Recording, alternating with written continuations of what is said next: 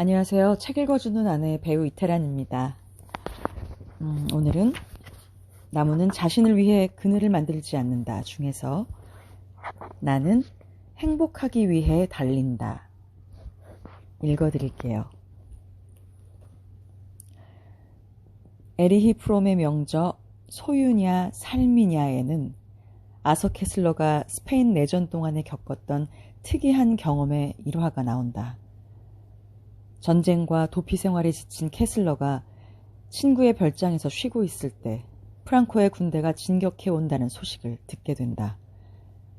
진군 속도로 보아 프랑코의 군대가 밤사이에 자신이 쉬고 있는 별장에 진격해 오리라는 것은 의심할 여지가 없었다. 프랑코 군대의 포로로 잡히게 되면 총살을 당할 가능성이 많다는 것도 의심할 여지가 없었다. 캐슬러가 살아남기 위해서는 지금 당장 도망을 해야 했다. 그래야 그나마 목숨을 구할 수 있었다. 그러나 바깥의 날씨는 춥고 비가 오고 있었다. 반면에 그가 머물고 있는 집안은 따뜻하고 아늑했다. 그리고 그는 정신적으로 육체적으로 상당히 지쳐 있었다. 그래서 캐슬러는 도망을 가지 않고 그대로 집에 머물렀다. 당연히 그는 포로로 잡혔다. 너무도 어처구니 없어 보이지만 실상은 이와 비슷한 종류의 행동이 많다. 목숨이 걸린 절박한 상황에서도 그렇다. 코앞에 닥친 죽음의 그림자를 뻔히 내다보면서도 단지 밖이 춥고 몸이 피곤하다는 이유로 그냥저냥 시간을 보내다가 불행을 자초하는 경우가 참으로 흔하다. 고도원의 아침 편지를 쓰면서 시작한 일이 있다. 달리기다. 아침 편지를 처음 시작할 즈음 나는 정신적으로나 육체적으로 상당히 지쳐 있었다. 육체가 힘을 잃으면 모든 일에 무기력해지고 쉽게 피곤해진다. 사소한 일에도 짜증이 나고 의욕이 없어진다.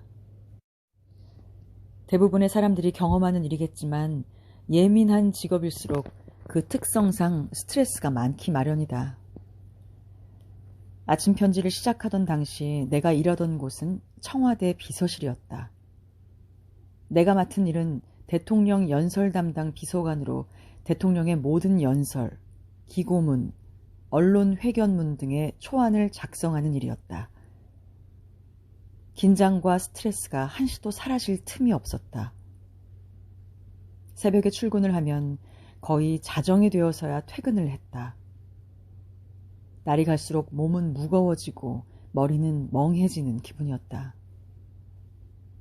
그런데도 날마다 해야 하는 업무량은 산더미처럼 쌓여 있었다. 퇴근을 하면 세탁기에 들어간 빨래처럼 몸이 축 늘어지곤 했다. 나는 매일 밤마다 오늘은 푹 자야겠어. 집으로 들어가자마자 잠을 자야지 하고 다짐하곤 했다. 그러나 피곤이 가중될수록 잠은 더욱 오지 않았다. 쓰러지기만 하면 기절한 것처럼 잠들 수 있을 것 같았는데 막상 누우면 잠이 오질 않는 것이다. 몇 번이고 뒤척이다가 새벽에야 겨우 잠이 들면 다음날 아침에 일어나는 일이 여간 어려운 게 아니었다. 이부자리가 축축해질 정도로 식은땀을 흘렸기 때문이다. 내 몸은 갈수록 무너져 갔다. 출근은 이르고 퇴근은 기약이 없는 긴장 상태의 생활이 5년 동안 이어졌다. 청와대에 근무하면서 내가 정식으로 휴가를 받은 것은 단 3일 뿐이었다. 한시도 마음을 놓을 수 없는 자리, 끝도 없이 밀려오는 일들, 휴식이 없는 생활. 그런데 어느 날부터 내 몸에서 갖가지 적색 경보가 들어오기 시작했다. 얼굴엔 핏기가 사라지고 몸무게는 턱없이 줄었다. 가족들도 주위의 친구들도 내 상태를 살피며 걱정을 했다. 내 몸이 이렇게 나빠졌구나. 내 몸이 상태가 안 좋은 것을 이제 누가 봐도 아는구나 나는 그때 생각했다. 이제 더 이상은 이렇게 살면 안 돼. 뭔가 방법이 필요해. 나는 곧 비서관 건물 지하에서 운동을 하기 시작했다. 그곳엔 러닝머신이 하나 있었는데 나는 처음에 거기서 30분을 걸었다. 30분. 그 당시 내 체력은 30분 동안 걷는 것조차 무척 힘이 드는 정도였다. 그러나 나는 이를 악물고 걸었다. 다음 날엔 35분, 그 다음 날엔 40분. 마침내 1시간을 걸을 수 있게 되었다. 그 다음 날부터는 조금씩 달리기 시작했다. 5분 달리고 55분 걷고 10분 달리고 50분 걷고 그렇게 몇 달이 더 지나자 1시간을 달릴 수 있게 되었다. 나는 이제 걷고 싶으면 걷고 뛰고 싶으면 뛸 수 있게 되었고 점점 걷는 시간보다 뛰는 시간이 많아졌다. 그렇게 달리기를 하다 보면 자신이 그동안 모르고 있던 또 다른 자신을 만나게 된다. 누구라도 그럴 것이다. 달리기를 하면 온몸의 모공들이 숨통을 열고 새벽의 대기와 호흡하는 것을 느끼게 될 것이다. 그동안 침잠에 있었던 몸속의 기관들도 맹렬하게 펌프질을 하고 그런 속에서 정신이 더없이 맑아지는 것을 느끼게 될 것이다. 한참 동안 달리기를 하고 있노라면 나는 내 속에서 수많은 내가 깨어나는 것을 느낄 수 있었다.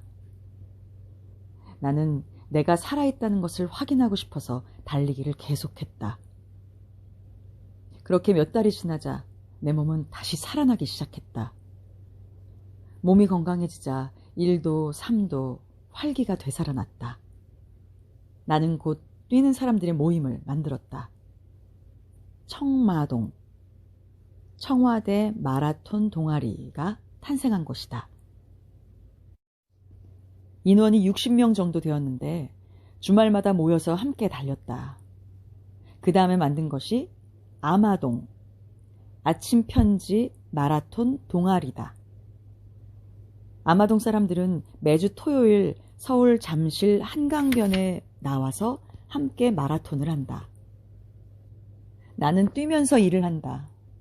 뛰면서 연설문 한 편을 작성하고 뛰면서 어제를 반성하고 뛰면서 오늘과 내일의 일을 설계한다. 고도원의 아침 편지도 아침마다 달리면서 생각나는 작은 명상들의 모음이다. 야생초가 황대권 씨를 구했다면 나를 구한 것은 달리기다. 달리기는 내 삶을 어두운 지하실에서 햇빛 비치는 테라스로 이끌었다. 나는 캐슬러가 프랑코 군이 도착하면 죽을 것이 뻔한데도 불구하고 왜 그대로 친구의 별장에서 체념한 채 누워 기다리고 있었는지 안다. 내가 꼭 그랬다. 육체에 힘이 없으면 정신에도 힘이 없다. 육체에 힘이 없으면 바로 저 앞에 있어 조금만 손을 내밀면 잡을 수 있는 희망도 귀찮게 느껴진다. 만약에 내가 달리기를 시작하지 않았다면, 어느 날 30분간의 걷기를 시작하지 않았다면 나 역시 빠르게 내게로 다가오는 죽음의 화살을 피하지 못했을 것이다. 과로사를 하거나 큰 질병을 얻지 않았을까? 사실 희망이란 것은 별것 아니다. 그것은 바라보는 사람의 마음속에 있는 것이다. 그 사람이 희망적으로 바라보면 세상은 희망으로 가득 차 있는 것이고, 절망으로 바라보면 세상은 절망 이외에는 아무것도 없게 된다. 문제는 우리가 그것을 견뎌낼 만한 건강한 육체와 정신을 가지고 있느냐일 것이다. 모든 일에는 희망과 절망이 뒤섞여 있다. 그리고 그 어떤 절망의 늪도 막상 들어가 보면 그 속에 들어있는 희망의 씨앗을 발견할 수 있다. 우리가 극복할 수 없는 절망이란 존재하지 않는 것이다. 나는 우리 모두가 달리기를 했으면 하는 소망을 가지고 있다. 달리면 정신과 육체의 건강이 되살아나고 힘과 용기가 생기기 때문이다. 힘과 용기가 있으면 그 어떤 어려운 상황에서도 우리는 다시 일어설 수 있다.